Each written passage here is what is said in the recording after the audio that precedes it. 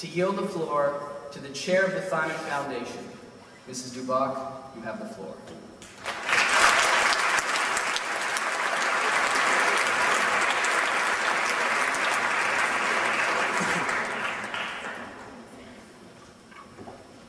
Mr. President, Mr. Dubock, Mrs. Dion,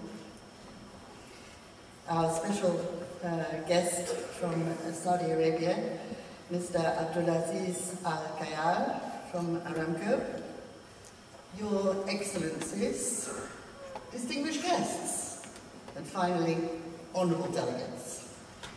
It is with great pleasure that I welcome you on behalf of the board of the THIMUN Foundation to the 43rd session of THIMUN. At this point, I'd like to thank especially the Corps Diplomatique for their continued support and for giving up their very precious time.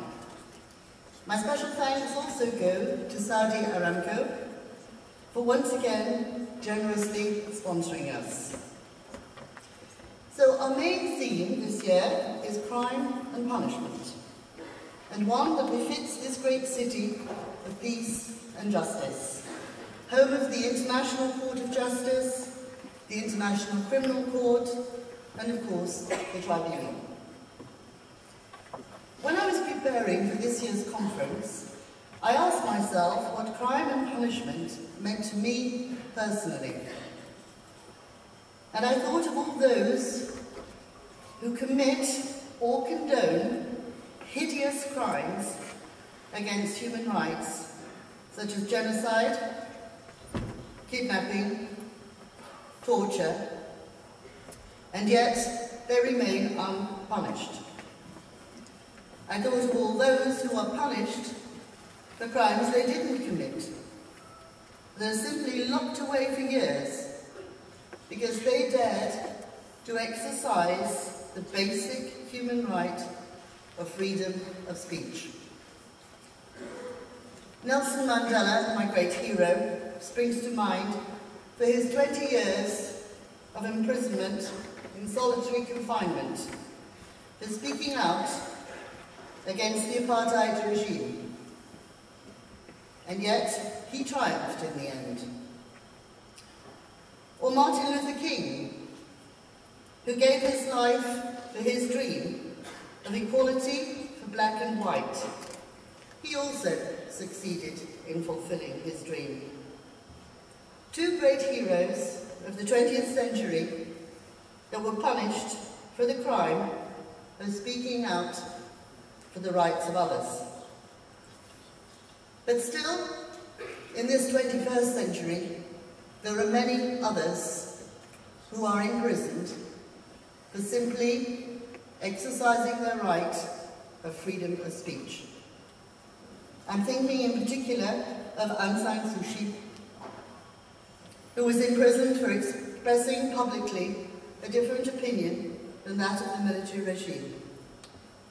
The list is endless, as is the list of those inflicting human atrocities on others and still go unpunished.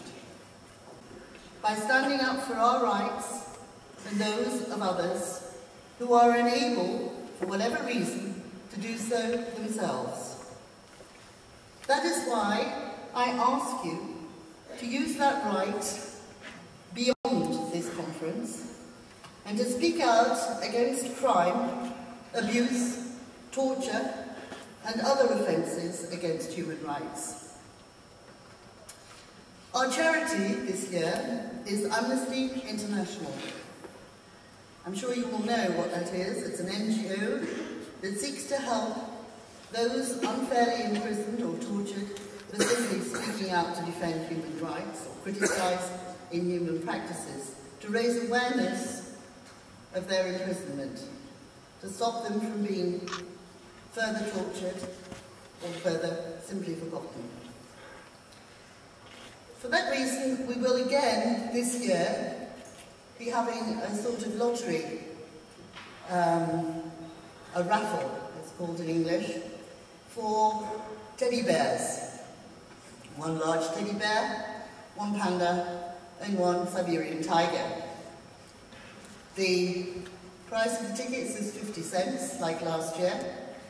Last year we raised, with this small gesture alone, €4,000 for our Haiti charity, as was last year. You can do your bit by buying at least a 50-cent lottery ticket, either at the information booth or at the Secretariat. The teddy that was won as first prize last year is present here at the conference this year, and I would like Argentina to stand up and show Teddy Mooney. An applause please for him.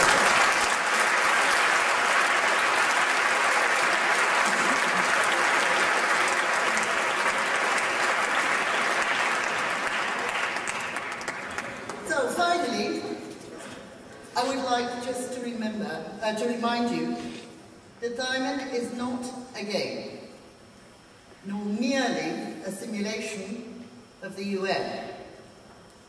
It is a forum for intercultural understanding in the hope for future peace.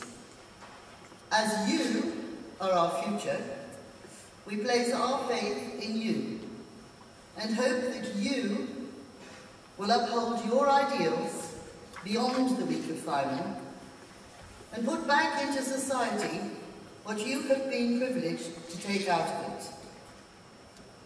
So I expect now the only thing that I can say is I wish you all a very productive week and a promising future for us all. Thank you very much.